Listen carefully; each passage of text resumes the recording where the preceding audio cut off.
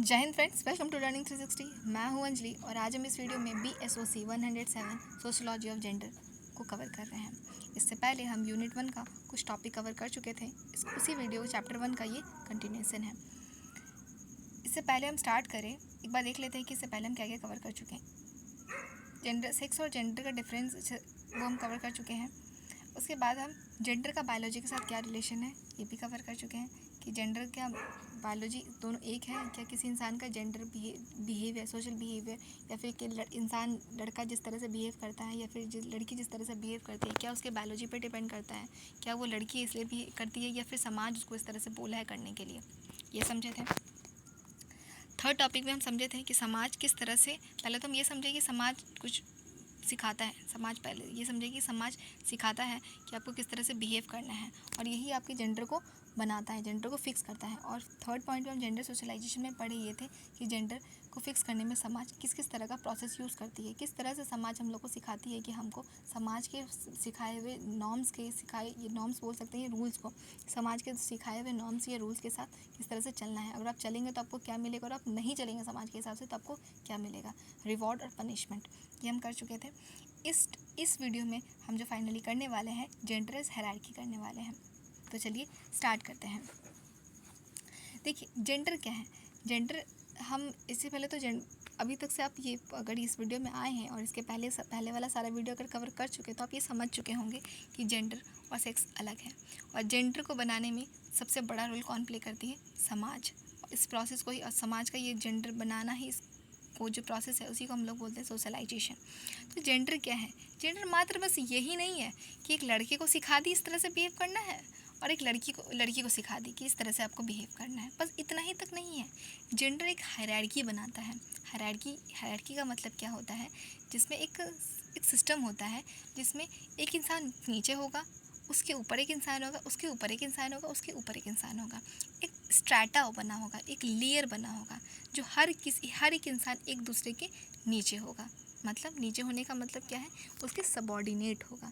जैसे आपके घर पे आपके पापा का बात कौन मानेंगे, पापा के, या फिर पापा का छोड़िए, एक दूसरे एग्जांपल समझिए, आपको कहीं बाहर जाना है तो सबसे पहले आप किसको मनाएंगे, आप अपनी दीदी को मनाएंगे या फिर भैया को मनाएंगे, फिर उसके बाद आपको मम्मी को मनाना पड़ेगा, फिर मम्मी मान जाएगी तो क्या सब फिक्स हो जाएगा, नहीं। उसके बाद लास्ट में लास्ट अटेस्टेड कौन देगा, पापा देंगे। पापा अगर मना कर दिए तो सब चौपट, वो प्लानिंग आपका पिकनिक ही खत्म होता है ना। तो एक पावर भी बटा हुआ है, सबसे ऊपर कौन है, उसके बाद नीचे कौन है, उसके बाद कौन है। जैसे हमारे भारत में अगर आप देख लें तो सबसे पहले प्रेसिडेंट है, फिर प्राइम मिनिस्टर है, फिर काउंसिल ऑफ मिनिस्टर है, फिर काउंसिल ऑफ मिनिस्टर है कि धीरे धीरे पावर इस तरह से बटा हुआ है। और ये इतना ही सिंपल था नहीं, वाइस प्रेसिडेंट भी आते हैं, लोकसभा राज्यसभा बहुत कुछ आता है, वो फर्दर पार्ट है, पर एक हायरार्की बना हुआ है। ठीक, तो ये हायरार्की बनाने में जेंडर कैसे रोल प्ले करती है। जेंडर जब रोल फिक्स करती है ना कि आपको ये काम करना है, आपको ये काम करना है, तो उस रोल में ही ना लड़के को थोड़ा ऊपर रख देती है और लड़की को थोड़ा नीचे रख देती है। और ये उस स्टेटस को ना, और यही जो रोल रहता है ना, समाज का बनाया हुआ जो रोल होता है, ये ना लड़की का एक स्टेटस बना देता है जो स्टेटस लड़कों से नीचे रहता है। ठीक, कैसे, इस टॉपिक से स्टार्ट करते हैं। नंबर 1 टॉपिक हमारा क्या बोलता है, जेंडर बस एक तरह का बस डिफरेंस नहीं है, ये एक हायरार्की भी है जिसमें एक ऊपर है और एक उससे नीचे है। लड़के ऊपर है, लड़के सुपीरियर है और लड़की उसकी सबॉर्डिनेट है। ठीक, जैसे मैरिज जैसा इंस्टीट्यूशन मैरिज में बनाया है कि लड़की हमेशा छोटी रहेगी, पति ही बड़ा होता है, पत्नी थोड़ी बड़ी होती है, नहीं। अब बहुत सारा मूवीज़ देखिएगा जिसमें लड़का बहुत एज रहता है और लड़की बहुत छोटी होती है और उसके साथ मूवी बनाए रहते हैं। बहुत ऐसा मूवी है जिसमें आप सलमान खान को देख लीजिए, सलमान खान कितने एज है, उसमें एक दिशा पटानी कितनी छोटी है, पर ये ठीक लगता है, ये उतना ऑड नहीं लगता। पर यही अगर रिवर्स कर दीजिए आप सिचुएशन, दिशा पटानी को सलमान खान के एज में बना दीजिए, सलमान खान को उनके एज में बना दीजिए, ऑड लगेगा ना। क्यों ऑड लग रहा है, क्योंकि हमारा सोशलाइजेशन हुआ है ना, हमको पता है कि लड़की छोटी होती है, लड़का बड़ा होता है। क्यों लड़की छोटी होती है, लड़का बड़ा होता है कपल्स के में, कि लड़की को फिर हम तभी तो वो सबॉर्डिनेट रहेगी ना, नहीं तो सबॉर्डिनेट नहीं बन पाएगी। बहुत लोग बोलते हैं कि पत्नी का जगह पति के चरणों में होता है। बहुत लोग अभी भी ऐसा सोच रखते हैं कि नीचे रहती हैं, थोड़ी नीचे ही सही रहती है, बराबरी नहीं करती है, बराबरी अच्छा नहीं लगता है, पति का बराबरी नहीं करना चाहिए, पति आपके लिए थोड़ा पूजनीय है, पति थोड़ा ऊपर है। पैर कौन छूता है? पति पैर छूता है क्या पत्नी का? नहीं। कौन छूता है? पत्नी पैर छूती है पति का। पति आप पैर किसका छूते हैं? अपने से छोटे का छूते हैं कि अपने से बड़े का छूते हैं? ऑब्वियसली अपने से बड़े का छूते हैं। और आपसे बड़ा है कौन? आपका पति। तो ये क्या बना रही है? ये हायरार्की बना रही है समाज। ठीक। नंबर दूसरा पॉइंट हमारा बताता है कि ये एक क्लासिफिकेशन है।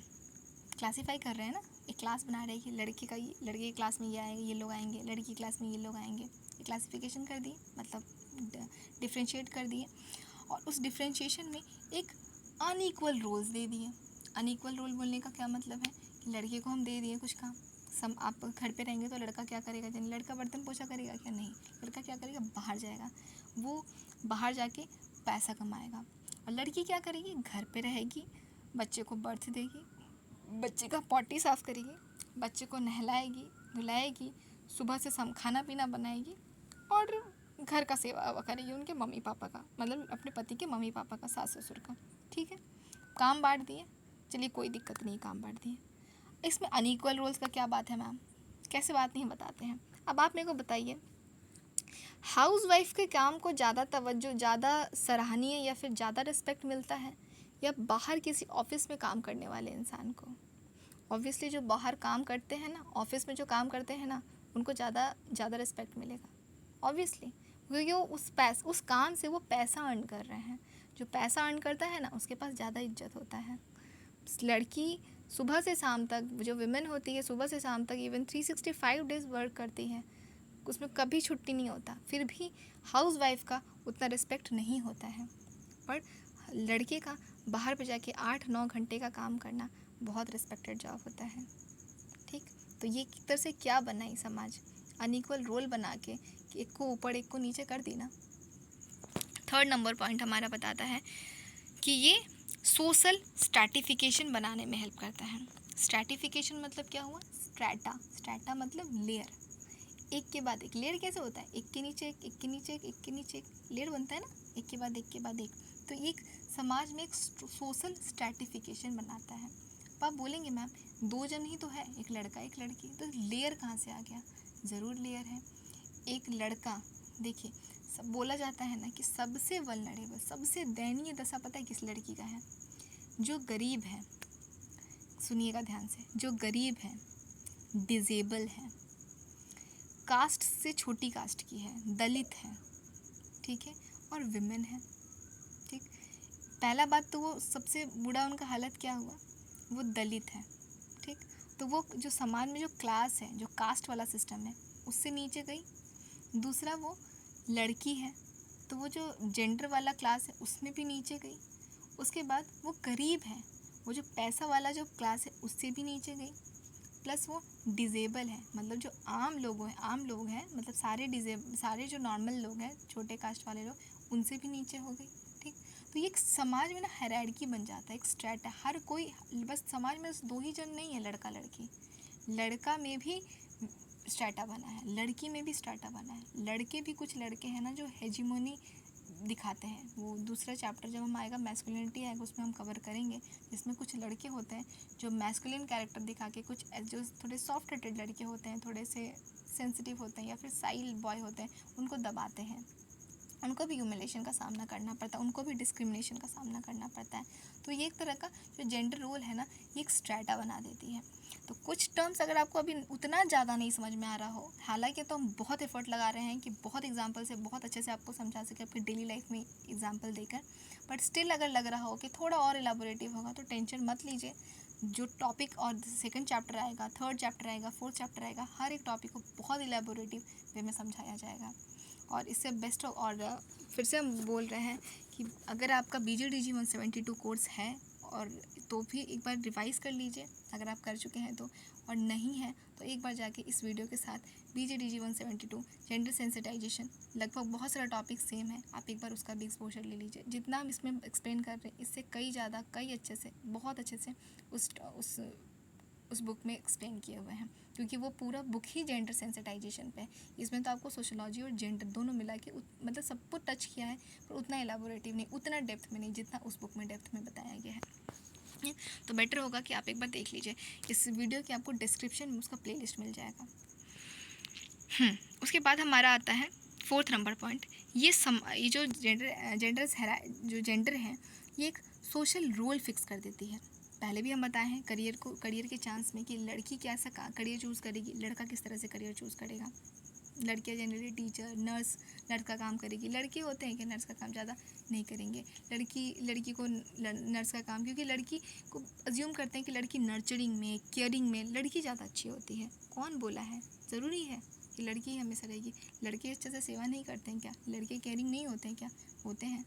तो ये सब करियर का चूज़ करना ये कौन डिसाइड कर रहा है? यही तो है सोशलाइजेशन, यही तो समाज फिक्स कर रही है। रिसेप्शनिस्ट का काम किसको मिलता है? लड़कियों को ही मिलेगा, लड़की को जनरली नहीं मिलेगा। या कुछ मैन का फिजिक वर्क ज़्यादा वाला काम किसको मिलेगा? लड़की को मिलेगा। टेक्निकल काम ज़्यादा किसको मिलेगा? लड़के को मिलेगा। बहुत बार ऐसा होता है। 5th नंबर पॉइंट हमारा आता है, अपॉर्चुनिटीज़ को भी शेप करती है 4th नंबर पॉइंट में।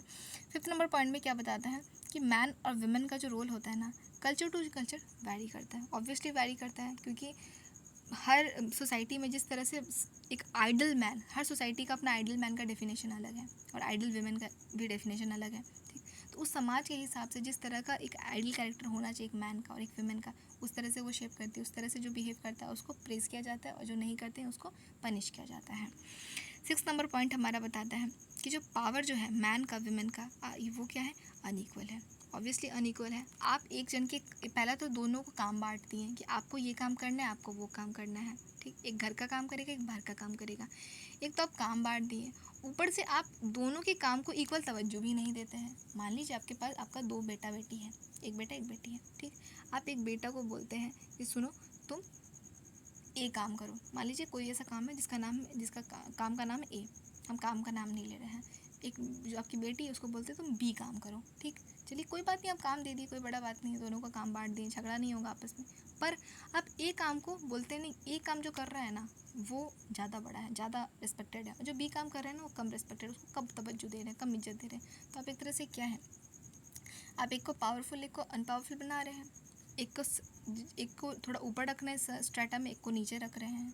प्लस पावर कहाँ से आता है? पैसे से। आप लड़का को ऐसा काम दिए जो लड़के को उस काम से डायरेक्ट पैसा मिलेगा। आप लड़की को ऐसा काम दिए जिस काम से वो कोई पैसा नहीं देने वाला है। डोमेस्टिक वर्क में काम पैसा मिलता है क्या? मम्मी को पगार मिलता है क्या? मम्मी तो बहुत ज़्यादा काम करती है, इवन पापा से भी ज़्यादा देर तक काम करती है, पर मम्मी को पैसा मिलता है क्या? नहीं मिलता ना। मम्मी के काम का उतना इज्जत होता है ना रिस्पेक्ट होता है। जनरली क्या बोलते हैं, मम्मी क्या करती है? मम्मी तो मेरी मेयरली एक बस हाउस वाइफ है। बस हाउस वाइफ नहीं होता, हाउस वाइफ बस नहीं है। बहुत बड़ा बात है, हाउस वाइफ बनना बहुत बड़ा चैलेंज है। कोई संडे नहीं, कोई हॉलीडेज़ नहीं, इवन संडे को तो और ज़्यादा मेहनत। पापा लोग तो छुट्टी होता है जिस दिन बाहर जाते हैं, बाहर घूम फिर के आ गए, मान लीजिए घूम फिर के आ गए, घर आके किसी का पेट वेट नहीं भरा, बाहर ढंग से खाना नहीं मिला, फिर घर पे आके खाना कौन बनाता है? किससे उम्मीद किया जाता है? मम्मी से। मम्मी जाएंगी किचन में, फटाफट खाना कुछ ना कुछ रेडी करके लेकर आ जाएंगी। ठीक, उनको कभी छुट्टी नहीं मिलता, पर फिर भी हम लोग क्या बोलते हैं कि मम्मी तो बस एक हाउस वाइफ है, बस। उसके बाद हमारा 7th नंबर पॉइंट आता है कि मैन के रोल को रिवॉर्ड किया जाता है, उसका वैल्यू को सराहा जाता है, उसके हाई वैल्यू बोला जाता है, क्योंकि लड़के पैसा कमा रहे हैं। बोलते हैं ना कि बाहर से पैसा लेके आ रहे हैं, और वुमेन के काम को जो पूरे दिन सुबह से घर पे काम कर रही है उसके काम को नहीं, तुम करती क्या हो घर पे, या फिर घर का ही तो काम तुमको करना है। हम ये नहीं कह रहे हैं कि लड़की ही पूरे दिन मेहनत करती है और बाहर में जो बाहर में काम करे या लेबर का काम करे वो मेहनत नहीं कर रहे हैं, एकदम ऐसा नहीं है। बाहर में कोई बहुत ऐसे लेबर का काम जो करते हैं वो भी बहुत मेहनत करते हैं। जो वुमेन घर में काम करती है वो भी बहुत मेहनत करती है, दोनों काम करते हैं। तो दोनों को सराहा जाए, दोनों को, एक को ऊपर एक को नीचे ना देखा जाए। मेरा बस बोलने का ये मतलब है, या फिर मेरा ही क्या, इस चैप्टर में भी आपको यही समझाया गया है। 8 नंबर क्या बताता है कि जो जेंडर है एक डिफरेंस क्रिएट करता है, सोशल इनइक्वालिटी को क्रिएट करता है। समाज में एक इनइक्वालिटी लेकर आता है। इक्वालिटी का बात नहीं होता है। इक्वालिटी कब आएगा? जब आप दोनों को एक तरह से ट्रीट करेंगे। अब आप बोलेंगे कि मैम एक तरह से ट्रीट तो हम लोग कर रहे हैं, ठीक है, पर जब बात रिजर्वेशन पे आता है तो इनइक्वालिटी कहाँ चला जाता है? तब आप क्यों नहीं बोलते हैं कि यहाँ पे इक्वालिटी होना चाहिए? लड़कियों को कभी कभी रिजर्वेशन किसी चीज़ में मिला हुआ है, आ सकता है मन में, और लड़के को तो नहीं मिला हुआ है मैम, ठीक। तब आप क्यों नहीं कहती कि यहाँ पे इक्वालिटी होना चाहिए? तब क्यों इनइक्वल ट्रीटमेंट हो रहा है? एक को रिजर्वेशन नहीं, एक के लिए फ़ीस मेरी, एक का फ़ीस माफ़ रहता है फॉर्म में, एसएससी का फॉर्म में आप देखिएगा, एक का फ़ीस माफ़ रहता है, लड़कियों का फ़ीस माफ़ रहता है, लड़कों से फ़ीस मिलता है। ऑब्वियसली पूछ सकते हैं। देखिए होता क्या है, मान लीजिए आप खड़े हैं, आप 16 साल के हैं या 18 साल के हैं, ठीक है, और एक 8 साल का लड़का है। आप ऑलरेडी अपने फिज़िक को बढ़ा चुके हैं, आप हेल्दी हो चुके हैं, आप बड़े हो चुके हैं। वो बच्चा 8 साल का है, वो बड़ा नहीं हुआ है आपके जितना है, तो क्या आप दोनों का रेस करवाएं तो उचित होगा? आप बताइए। कभी कभी ना अनइक्वल ट्रीटमेंट इक्वल ट्रीटमेंट के लिए ज़रूरी होता है। बात समझ में आया आपको? आप दोनों का अगर हम रेस करवाएं तो क्या सही होगा? बिल्कुल नहीं। ठीक वैसे ही लड़कों का समाज में स्टेटस थोड़ा ऊपर हो गया है, क्योंकि सोशलाइजेशन, समाज ही वैसा है। लड़कियों को पढ़ने के लिए प्रोवोक किया जाता है कि अरे लड़का पढ़ेगा नहीं तो कौन शादी करेगा, रिक्शा चलाएगा, बोला जाता है ना। लड़कियों को पढ़ने के लिए नहीं बोला जाता है ज़्यादा। लड़की को क्या बोला जाता है? खाना नहीं बनाओगी, खाना नहीं सीखोगी तो घर झाड़ू से मार के तुमको ससुराल वाले लोग निकाल देंगे। किस लिए उसको प्रिपेयर किया जा रहा है? घर के काम के लिए। लड़के को किस लिए प्रिपेयर किया जा रहा है? पढ़ाई करने के लिए, ठीक। इसीलिए सरकार लेके आती है कुछ प्रावधान कि जो पेरेंट्स हैं वो लड़की को भी पढ़ाएं। लड़की को जब पढ़ाएं तो उनके लिए ये ना हो कि जब वो फॉर्म भरने के लिए बोले तो उनके पेरेंट्स ये ना बोले कि नहीं हम तुम पे 100 रुपये खर्चा नहीं करेंगे। वो बोल देंगी, लड़की बोलेगी कि पापा मेरे को एसएससी का फॉर्म भरना है, आपको 1 भी रुपया नहीं रखिएगा, बस फॉर्म भरना है। तो बोलेंगे चलो ठीक है, पैसा तो लग नहीं रहा, आप भर लो। समझे? तो जो बढ़ावरी लेके आने के लिए इसीलिए थोड़ा सा उनको अपलिफ्ट कर दिया जा रहा है। समझे? अब आता है हमारा 9th नंबर पॉइंट। अगर आप लोग के दिमाग में आ रहा है ना कि मैम ऐसा तो देखने को नहीं मिलता है, मतलब आप लकी हैं। अगर आपको ऐसा फील नहीं आता है और आप ऐसा समाज में नहीं देखते हैं इस तरह का अनइक्वल ट्रीटमेंट, मतलब आप लकी हैं, आप समाज में बहुत अच्छे जगह पे रह रहे हैं। पर आपके जितने लकी सारे लोग नहीं हैं। पहले भी हम ये बात बोले थे कि बहुत ऐसा जगह है जो ऐसा प्रॉब्लम फेस करते हैं। मेरे घर के जस्ट पास में ही एकदम नेबर है, जस्ट मेरे घर के बगल वाले घर में ही 3 बहन हैं, एक भाई है। जनरली भाई के चक्कर में हो ही जाती है, लड़की का लाइन लग ही जाता है। तो पर ज़्यादा बड़ी नहीं है, छोटी ही है, बट उसका पढ़ाई का एक्सपेंसेस उसको खुद ही निकालना पड़ता है, क्योंकि उसकी मम्मी बोली है कि उतना बेटियों को पढ़ाने के लिए मेरे पास पैसा नहीं है, जब तक अर्न करोगी पढ़ सकती हो, नहीं तो फिर शादी करा दिया जाएगा। पर बेटे को पढ़ाया जा रहा है, बेटी को हिंदी मीडियम में पढ़ाया जाता है, बेटे को इंग्लिश मीडियम में पढ़ाया जाता है। क्यों? क्योंकि बेटी तो पढ़ाई धन है, बेटी तो दूसरे घर चली जानी है और बेटा तो अपने घर पे रहेगा। पर देखते हैं कि बेटा आपके घर पे रह के भी आपके घर पे रहता है कि नहीं, और बेटी कभी कभी दूसरे घर पे जाके भी आपकी ही तरफ रहती है। देखिए ये नहीं कह रहे हैं कि बेटियाँ ज़्यादा अच्छी होती, बेटे ख़राब होते हैं, ऐसा बिल्कुल भी नहीं है। पर हाँ, एक इनइक्वल ट्रीटमेंट होता तो जनरली बोला जाता है कि हाँ थोड़ा सा एक रह जाता है, मतलब जब वो दूसरे घर चली जाती है ना तो थोड़ा उनको याद आता है कि नहीं वो घर मेरा ज़्यादा अपना था, तो एक ज़्यादा लगाव दिखने लग जाता है। और लड़के तो हमारे घर पे ही होते हैं तो उतना लगाव थोड़ा सा उतना नहीं दिखा पाते, मैटर करता है। कभी कभी बेटियां भी नहीं उतना ध्यान, मम्मी पापा भी ध्यान देती हैं, बेटे बहुत अच्छे से ध्यान देते हैं, और कभी कभी बेटे भी ध्यान नहीं देते हैं और बेटियाँ ध्यान देती है अपने मम्मी पापा पर। वैरी करता है, इंसान पर डिपेंड करता है, वो अलग टॉपिक हो जाएगा। 9th नंबर पॉइंट हमारा क्या बताता है? पैट्रियार्की। पैट्रियार्की ग्रो हुआ है फ्रॉम जेंडर स्ट्रैटिफिकेशन से, मेल में, यंगर मैन, विमेन, चाइल्ड में। देखिए पहले ये इस लाइन को समझने से पहले आप समझिए कि पैट्रियार्की क्या है।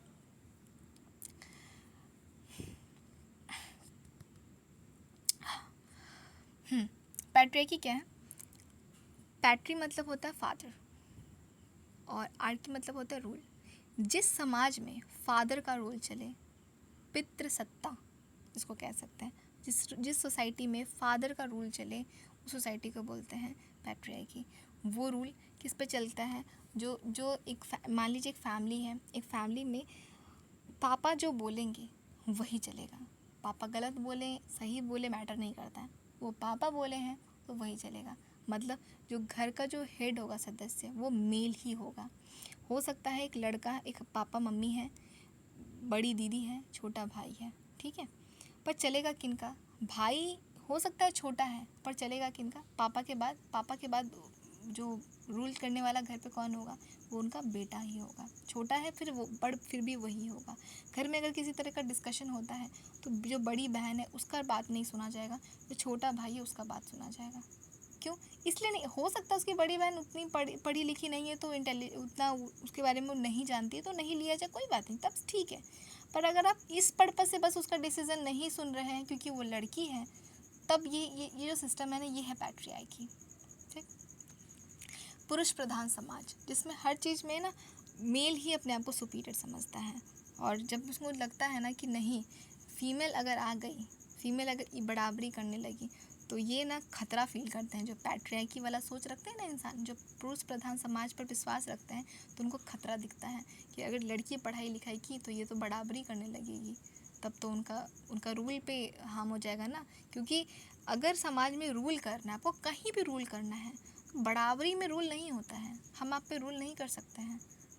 रूल करेंगे तभी रूल कर पाएगा एक जगह पे इंसान, या हम रूल तभी कर पाएंगे जब आपको हम नीचे रखेंगे। एक इंसान नीचे होता है तभी उस पर रूल किया जा सकता है। एक होता है रूल करने वाला, एक होता है जिस पे रूल होता है। बराबरी में रूल नहीं होता है। और पैट्रियार्की का मतलब होता है पुरुष का रूल, और पुरुष तभी रूल कर पाएंगे जब जो वुमेन होंगी वो उनकी सबॉर्डिनेटेड होंगी। ठीक।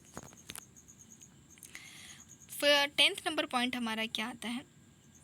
पैट्रियार्की एक मेल डोमिनेंस को रेफर करता है। डोमिनेंस मतलब होता है एक किसी पे चढ़ के रहना, बोलते हैं ना, किसी का वर्चस्व, अपना वर्चस्व रखना। तो मेल का डोमिनेंस रहता है, कुछ भी होगा मेल ही सुप्रीम होंगे घर के। तो इसको रिफ़र करना, जैसे घर पे अगर है, घर पे जो बहुत बार होता है कि अगर पापा घर पे आ गए तो ज़्यादा कोई चिल्लाएगा नहीं, ज़्यादा कोई बोलेगा नहीं, सब शांत हो जाएंगे। एक सॉर्ट ऑफ रिस्पेक्ट दिखाना, रिस्पेक्ट होता है, एक रिस्पेक्ट अलग होता है, एक डर अलग होता है। ठीक। तो वो डर वाला माहौल आ जाता है। तो ये क्या है, एक तरह से कि मेरे सामने नहीं बोल सकते, पापा के सामने आप बोल नहीं सकते, या फिर ऊंचा आवाज़ में बात नहीं कर सकते हैं, या फिर अपना डिसीज़न नहीं बोल सकते हैं। बहुत बार तो हम देखने को मिलता है कि बच्चा अपना बात रख भी रहा है तो उसको जवाब का नाम दे दिया जाता है। अब जवाब दे रहे हैं, हमको समझ में नहीं आता है कि बात ही बोलना, अपना सफाई देना भी जवाब है। अगर बच्चा ये भी, अगर घर में वो देख रहा है ना कि हम अपना मत रखते हैं तो मेरे को जवाब का नाम दे दिया जाता है, तो वो ना उसके अंदर डेमोक्रेसी वाला सिस्टम भी ख़त्म हो जाएगा। वो बोलना ही छोड़ देगा, अपना मत देना ही छोड़ देगा। वो समझ जाएगा कि मेरे मत का तो वैल्यू भी नहीं है, तो मैं अपना मत क्यों रखें, हम अपना ओपिनियन क्यों रखें। 11th नंबर हमारा पॉइंट आता है, ये जो पैट्रियार्की है, ये क्या बोलता है कि एक ऊपर रहेंगे एक नीचे रहेंगे। ठीक। और जब एक ऊपर रहेंगे एक नीचे रहेंगे, तो ऑब्वियसली जो ऊपर वाला है नीचे वाले पे रूल कर सकता है। रूल कर सकता है तो थोड़ा सा पनिश भी कर सकता है, थोड़ा वायलेंस भी कर सकता है, कर ही सकता है। छोटा वाला नहीं कर सकता है। तो जो पैट्रियार्की है, मेल का थप्पड़ लगाना, मेल का मारना, मेल का थोड़ा डोमिनेंट रहना फीमेल पे, और फीमेल का सबॉर्डिनेट रहना, इसको जस्टिफाई करता है, इसको सफाई देता है कि ये सही है, यही तो बनाया गया है। पति हमेशा ऊपर होता है, पत्नी हमेशा छोटी होती है, पत्नी हमेशा नीचे रहती है। बहुत ऐसा चीज़ है। या फिर बहुत कुछ रूल्स भी होता है समाज का, जैसे कह सकते हैं कि एग्ज़ाम्पल मेरे को अभी याद नहीं आ रहा है, पर कुछ बहुत सारे फेस्टिवल्स होता है जिसमें, जैसे ये अपने बट सावित्री पूजा ही ले लीजिए, उसमें पति का चरण धोना होता है। पूजा करके जब आती है, जो मैरिड वीमेन होती है पूजा करके आती है बरगद के पेड़ को, फिर वो पत्नी हवा पंखा से हवा होती है, अपने पति का पैर धोती है, और पैर फिर छूती है, पैर छू के प्रणाम करती है। तो ये सब क्या, ये रूल्स कौन बनाया है? ऐसा कोई रूल्स, ऐसा कोई त्यौहार सुने हैं जिसमें पति आ रहा है, पत्नी का चरण धो रहा है, पत्नी का पैर छू के प्रणाम कर रहा है? ऐसा आता है क्या? नहीं। तो ये जो समाज में कुछ जो रिलीजियस चीज़ है, या फिर कुछ धर्म भी सैंक्शन लगा देती है, प्रूफ कर देती है कि हाँ, पति का बड़ा होना, पति का इज्जत ज़रूरी है, मतलब ये सही है, वरना आपको पाप लगेगा। अगर पत्नी का कभी पैर अगर दर्द हो रहा दबा देगा तो पाप लगेगा। अरे पति से पैर नहीं छुआते, अपना जूठा नहीं खिलाते, क्योंकि वो सम्माननीय है। और पत्नी सम्माननीय है, पर पति के बराबरी में सम्माननीय नहीं है। वो जितनी भी सम्माननीय होगी, पति से नीचे ही रहेगी। ठीक। इस चीज़ को, इस रूल को, इस सिस्टम को पैट्रियार्की जस्टिफाई करता है कि हाँ, अगर समाज एक अच्छा समाज वही होता है जो पैट्रियार्की है। और पैट्रियार्की तो पहले ही हम आपको एक्सप्लेन कर चुके हैं कि पैट्रियार्की है क्या। ठीक, तो ये टॉपिक हमारा कंप्लीट हुआ। दूसरे वीडियो में हम जो कमला भासिन है, कमला भासिन के अनुसार जो इंडियन फेमिनिस्ट हैं उनके अनुसार पैट्रियार्की किस तरह से मेल की कंट्रोल को डोमिनेट करता है या फिर ऑपरेट करता है, इसको हम पढ़ेंगे। पैट्रियार्की का कुछ इंडिपेंडेंट स्ट्रक्चर है, उसको समझेंगे, पैट्रियार्की है क्या। उसके बाद मेरे को नहीं लगता है कि ये सब पढ़ने के बाद अगर होता है अगर जेंडर लेबर तो इसको भी कर लेंगे, और नहीं तो फिर दूसरे वीडियो में आएगा। तो थैंक यू।